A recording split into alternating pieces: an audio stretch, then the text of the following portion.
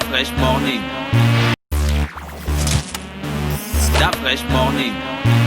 Avec Gina ce matin, on parle de l'eau. Oui, on parle de l'eau, on sort à peine des fêtes, des célébrations de la fête de Noël. Et vous savez à quel point, durant cette période qui impose ou qui conseille le rassemblement familial et tout, il va du coup avoir beaucoup de sollicitations en termes d'énergie, donc en termes d'électricité, mais aussi en termes d'eau.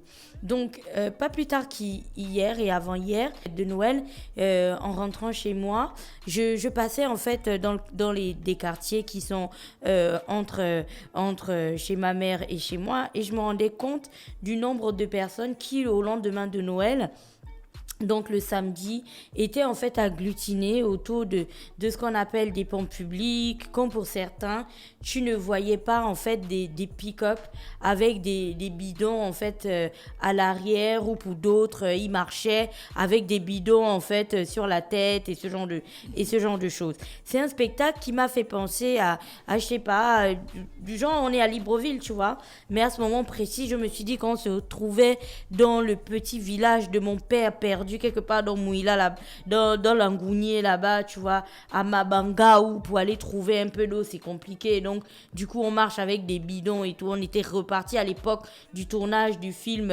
Les dieux nous sont tombés sur la tête. Tu vois, ce film-là. Voilà, ça faisait vraiment penser, ce spectacle faisait vraiment penser à ces périodes-là et à ces lieux.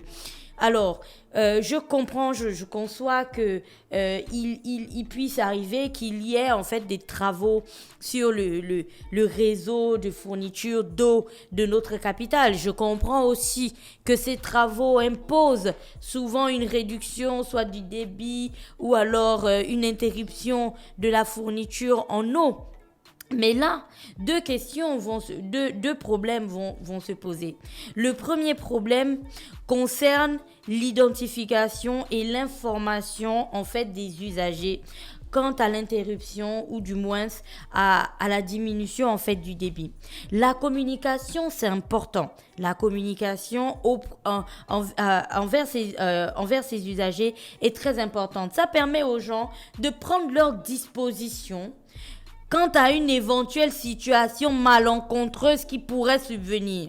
Et là, pour bien étayer ce que je suis en train de dire, je suis allée sur la page Facebook de la SEG.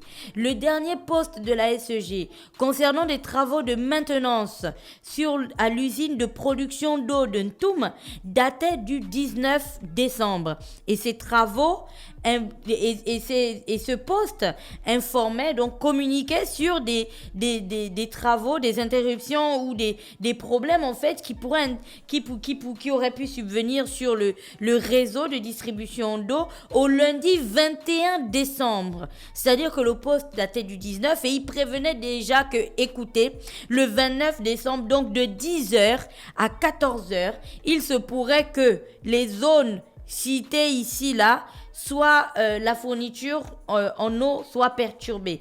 Donc, il y avait plein de quartiers qui étaient cités à Kaé, à Kébé, à Kournam, plein. La zone industrielle, en gros, c'est même tous les Beauville, il faut arrêter de citer les quartiers, c'est tout le monde. Donc, bref, il citait tous les quartiers qui devaient être impactés entre 10h et 14h. Et puis, tiens-toi bien, au jour de Noël, il n'y avait pas d'eau. Tu vois, le lendemain de Noël, il n'y avait pas d'eau. Mais hier encore, il n'y avait pas d'eau. Mais je viens là ce matin et je passe par Nombakele et tu vois des gens en train de marcher avec des bidons. Parce que là encore, il n'y a pas d'eau. Tu vois, donc on est dans une situation où, on n'a pas d'information lorsqu'on devrait l'avoir. Parce que si vous dites aux gens qu'écoutez, on va vous faire passer un Noël sans eau, on prend nos dispositions. Tu vas recevoir des gens à la maison. Vous allez déjeuner, les enfants vont boire des jus, vous allez préparer et ainsi de suite. Personne n'a envie de dormir avec la vaisselle de Noël qui s'empile dans la cuisine parce qu'il n'y a pas d'eau pour la nettoyer. On est d'accord. Donc, tu comprends que l'information à ce niveau est vraiment capitale. Et au-delà de ça, lorsqu'on daigne informer encore véritablement sur la vraie situation. Ne dites pas que l'eau sera coupée entre 10h et 14h quand en réalité, elle arrive à 3h du matin. Tu vois, là, l'information n'est pas bonne du tout. Donc ça, c'était le premier problème que je relevais en ce qui concerne la fourniture d'eau, donc celui de la communication. Le deuxième problème est celui de la solution bis. On le sait, si vous faites des travaux sur une voie, vous fermez cette voie-là et puis vous avez l'obligation de trouver aux usagers donc de la route un itinéraire bis. Si vous fermez la voie du boulevard, vous allez leur dire que bon écoutez, si c'est fermé à ce niveau-là, vous pourrez passer par le cocotier, vous ressortirez par X ou Y voie, bref, vous leur trouvez des itinéraires bis. Alors, pour le cas de la SEG, ça fait quand même des années que ça dure, cette problématique de la fourniture en eau. Mais il y a des quartiers où le robinet, même déjà, parce que quand tu regardes ce robinet, tu sens que ça fait des années qu'une goutte n'est même pas sortie de là. Tellement, genre, c'est critique, c'est désolant, c'est pitoyable. Tu vois, tellement, mais c'est pas possible. Et donc, dans ces situations-là, on espère au moins qu'il y ait des solutions bis.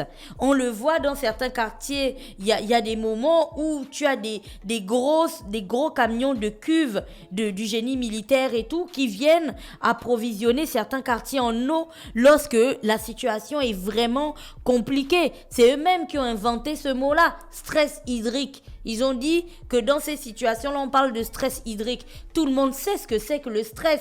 Est-ce que vous imaginez le stress d'une famille où les gens n'arrivent pas à se doucher, ils n'arrivent pas à faire la vaisselle, ils n'arrivent pas à faire la lessive, ils n'arrivent à rien faire du tout parce qu'il n'y a pas d'eau au robinet. Et on entend ça d'ici. Oui, mais il faut d'abord faire les travaux et ainsi de suite. Mais lorsqu'on prévoit de faire des travaux, on pense à des solutions bis pour tous les quartiers qui vont être impactés. On se dit, si ces quartiers-là vont être impactés, alors on implante peut-être dans des quartiers des sortes de gros cubiténaires ou que sais-je. Des choses en fait qui permettraient à chaque citoyen de venir chercher qui d'un seau, qui d'un bidon ou qui de je ne sais trop quoi, qui permettrait au moins de pouvoir entretenir l'hygiène. Quand on sait que l'hygiène, on a tous appris ça au primaire, l'hygiène c'était la propreté à la base de toutes les conditions hygiéniques. Donc en réalité, sans eau, je sais pas comment on peut entretenir une quelconque propreté. Et là, ça commence à stresser les gens encore plus, parce qu'on parle de stress hydrique. Parce que si à Noël, on n'a pas d'eau, j'ai hâte de voir ce qui va se passer au 31 décembre, quand tu sais que tout le monde va faire des fêtes confinées désormais. Donc on va être chez nous, on va célébrer chez nous. Alors comment est-ce qu'on envisage des fêtes de fin d'année sans eau? On a envie que la SEG nous réponde, et c'était la question de ce matin. Comment on envisage des fêtes de fin d'année sans eau? En espagnol. Comment envisageamos? Pardon Gina, merci, c'était Gina dans le petit coin de Civic ce matin sur les 104.5 Urban FM, la station urbaine. Stop Fresh Morning.